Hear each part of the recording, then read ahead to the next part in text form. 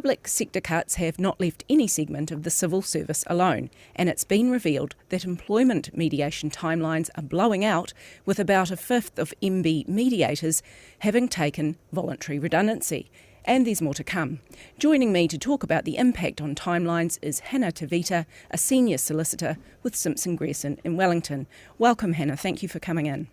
Can you first explain to us the process of mediation? Yeah, kia ora Dita, absolutely. Thank you for having me. Yeah, so mediation is described as one of the primary mechanisms in the employment space for resolving employment disputes, and all roads of the Employment Relations Act lead to mediation. So whether you and the employee get to mediation in the first instance on your own, regardless, you'll be most likely directed to mediation by the employment authority if you haven't already tried that avenue. Right. So how long is this process taking at the moment? So as we understand it in Wellington, it's taking 3 months to get into mediation, and that's for non-urgent matters. They will prioritise matters where potentially there's an ongoing employment relationship or where matters are deemed as urgent, but at this point in time it's looking like a 3-month wait, and it's only set to get longer apparently. This seems crazy, 3 months. I mean, if you have an employment issue that's live, how are employers dealing with these 3-month waits? Yeah, absolutely. It's quite confronting for employers and employees. You know, obviously any employment dispute is quite, it's a lot for an employee, but also for an employer as well. So to have to sit there and wait for 3 months where there's an ongoing employment relationship, it's really confronting, and it's sort of is leaving employers in a situation where they're almost backed into a corner. So you've got, quite a hostile employment relationship, and you're just basically being asked to sit there and wait for 3 months until you can get, this primary mechanism that we should be able to access. You're being asked to wait 3 months before you can even, sit down and actually start mediating the issues that are at hand. I thought the incoming government were quite keen to make these processes a bit faster. Yeah, I think that was the idea, and I think we can see a bit of tension right now. Our understanding is that employment disputes have gone up by 23% at the moment, and then we contrast that with, just like you said, Dita, we're seeing at almost 20% of voluntary redundancies were MB mediators, so it's not really adding up at this point of we're in this landscape where it's fractious for sure. I think we can say that, and, the primary mechanism that we rely on for some reason is decreasing in terms of what we're being offered in terms of service, when we really need that service to be increasing at this point in time. So these mediators are civil servants, and they have been affected by the public sector cuts. Is this why they're taking voluntary redundancy?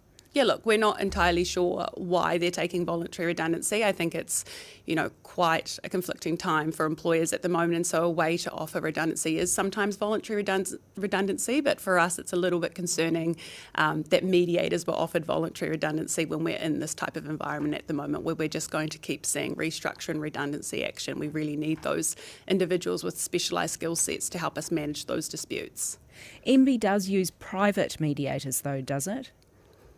Yeah, I think, it's not usual that they use private mediators, but we have been seeing that they've been using private mediators at the moment, and that's just to really deal with the influx of mediation at the moment. But, you've also got big employers who commonly use private mediators as well, because it's just a faster mechanism for employers. I know a lot of our clients will choose to go private as opposed to MB, and that's solely just for timings. It's just to get into a room faster.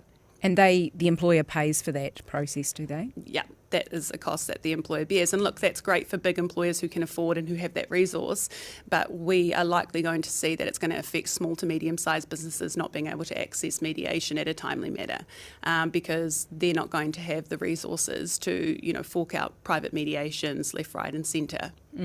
How much would one of those cost, say, for a couple of weeks?